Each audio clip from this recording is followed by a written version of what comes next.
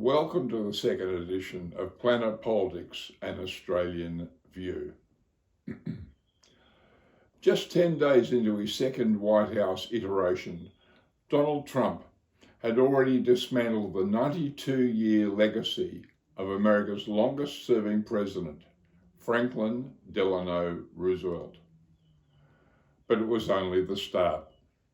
In the next 2 days, Trump degraded US law enforcement, politicised government payments, started a trade war with America's two major neighbours and the world's second biggest economy, and threatened another with the world's biggest trading bloc. At the same time, he ordered the firing of dozens of FBI officials involved in the investigation of the Trump-inspired January 6, 2021 riot in the US Capitol. It was payback time, harking back to Trump's 2024 presidential election campaign promise, "I am your retribution." A similar mindset was behind Elon Musk's Department of Government Efficiency, or DOGE. Their officials demanded for access to more than $6 trillion in Treasury funds earmarked for Social Security and Medicare benefits, tax refunds, and civil servants' salaries. A former senior Treasury official, Mark Mazur, told the Washington Post the system had, quote, never been used in a way to execute a partisan agenda, and you have to really put bad intentions in place for that to be the case. Over the same weekend, Trump announced 25% tariffs on imports from the EU. The backdrop for these dramatic announcements could not have been more upsetting for Americans. On January 20, a passenger jet and a US Army helicopter collided close to Reagan Airport in Washington, and there were no survivors among the 67 passengers, crew, and military on board both aircraft. Less than 24 hours later, a US Medivac Lear jet crashed 40 seconds after takeoff in Philadelphia, killing the 4 crew, a young girl patient, her mother, plus 1 civilian in a car on the street where the plane crashed. The 48 hours of tragedy and political shock and awe came after Roosevelt's heritage had been completely erased over the previous 10 days. Back in 1933, newly elected Franklin Delano Roosevelt, a Democrat, declared Americans had nothing to fear but fear itself, and set about helping ordinary people fend off the ravages of the Great Depression. In the first 100 days, he established the National Labor Relations Board, or NLRB, Federal Deposits Insurance Corporation, or the FDIC, the Tennessee Valley Authority, or the TVA, the Works Program Association, or the WPA, and he laid the groundwork for the Securities and Exchange Commission, or the SEC. In just 1/10 that time, Trump tried, then untried, to freeze federal payments pending a, quote, review, unquote. He poleaxed the federal bureaucracy, eviscerated Washington's anti-corruption watchdogs, crippled its labour market regulator, pardoned more than 1,500 people involved in the January 6, 2021 riot, DEI'd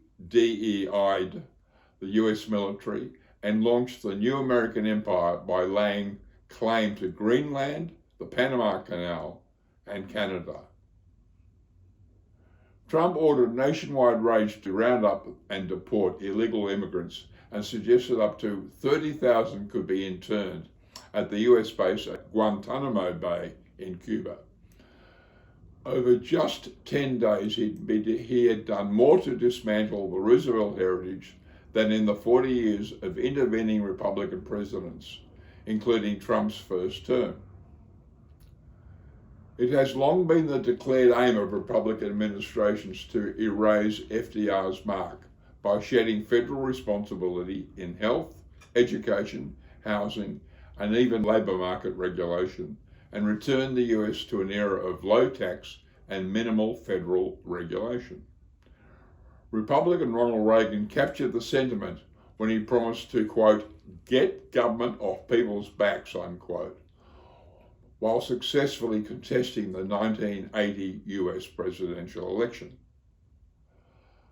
Like other Republican presidents, Reagan implemented tax cuts, but Roosevelt's NLRB, FDIC, SEC, etc. legacy remained and was extended by Democratic presidents Lyndon Johnson with his Great Society reforms like Medicare and Medicaid, and more recently, President Barack Obama's Affordable Care Act.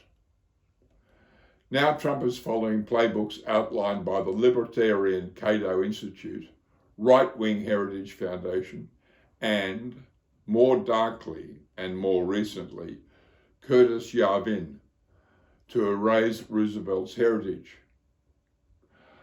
According to the New York Times' Jess Bidgood, Trump has spurred a swift corporate reversal on DEI, diversity, equity, and inclusion, and profoundly reshaped the US immigration debate.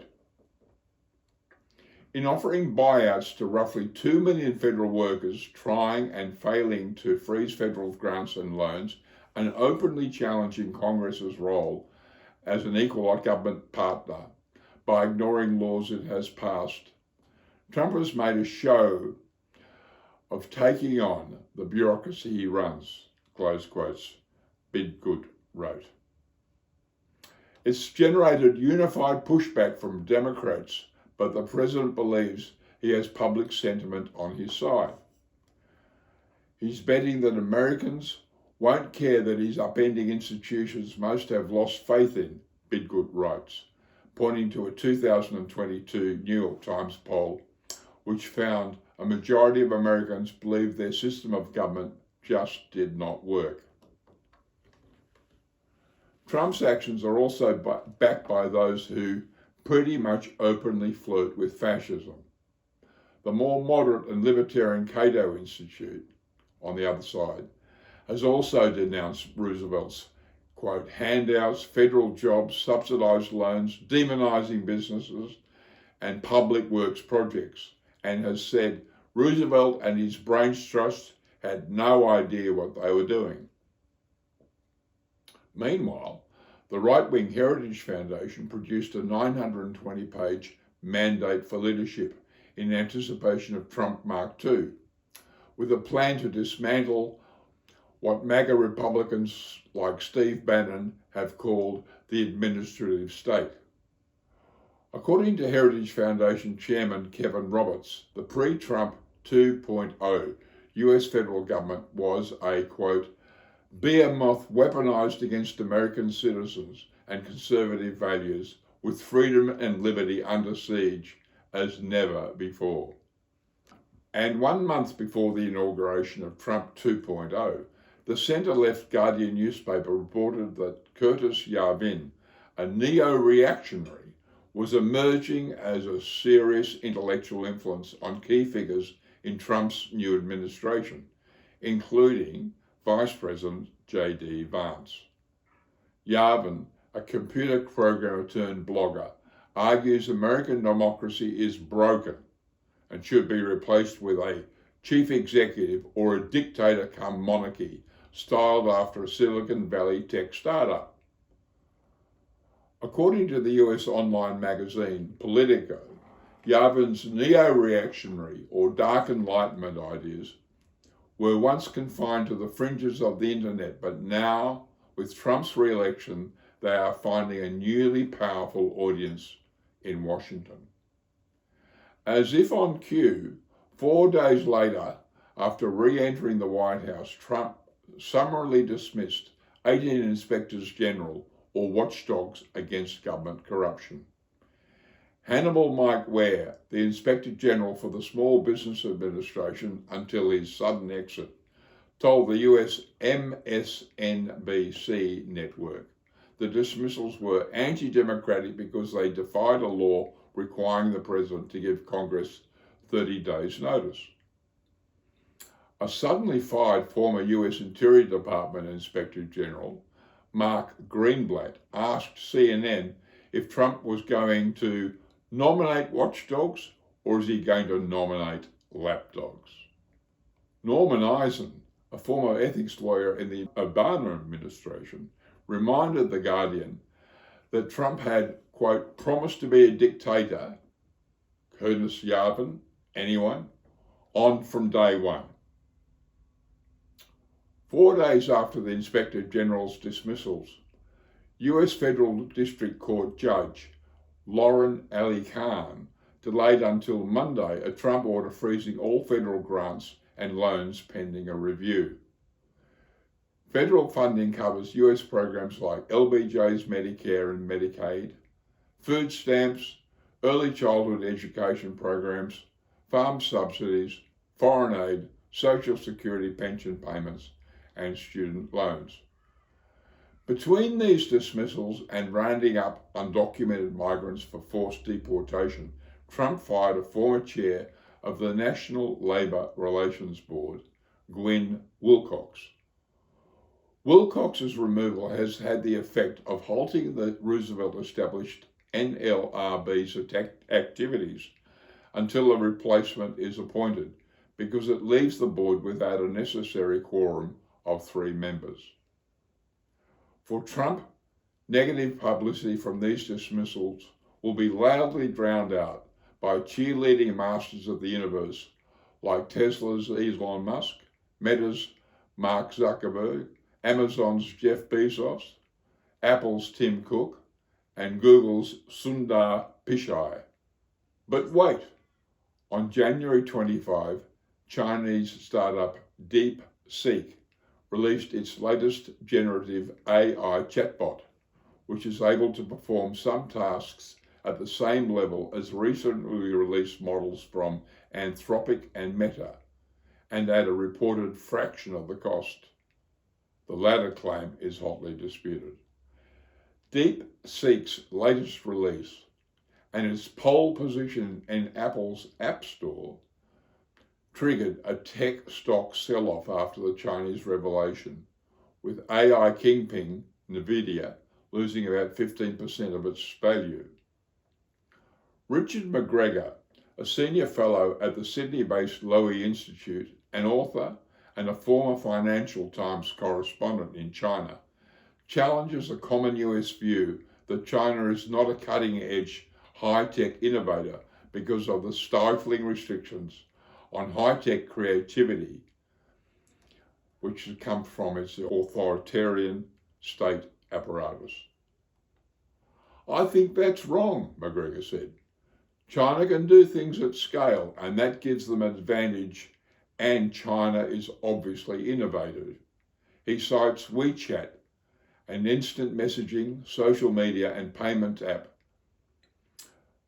developed by Tencent as an example. The US view is a bit simplistic, McGregor told Planet Politics. There's no doubt the Chinese are wasting more money than the Americans, but their political system allows them to do that, he said.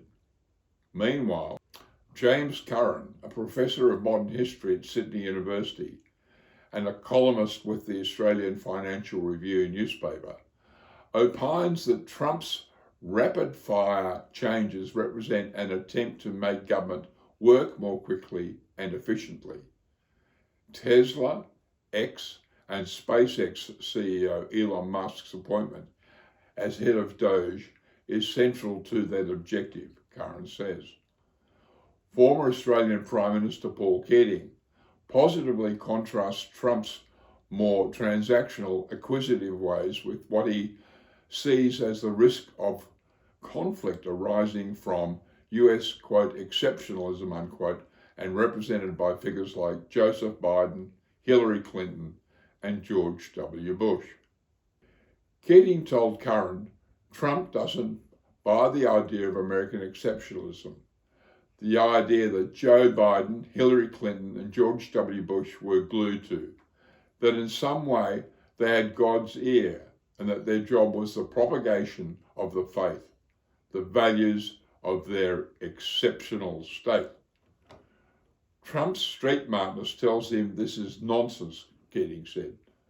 Though he lacks an analytic framework, his intuition pushes him past crude US policy dressed up as some rules-based order. He knows the key US rule is snatch and grab, a policy he understands and is okay with, but will not eulogize. That's what Keating said again. Trump's presidency could be central to him engineering avoidance of a third world war, which the Democrats, in their manic commitment to primacy, were otherwise sliding towards, Keating told Curran. Meanwhile, a nervous world awaits the third week of Trump Mark II. Knowing he has destroyed claims his dictator retribution comments were overblown election campaign rhetoric. In coming months, we'll find out if they are the real thing.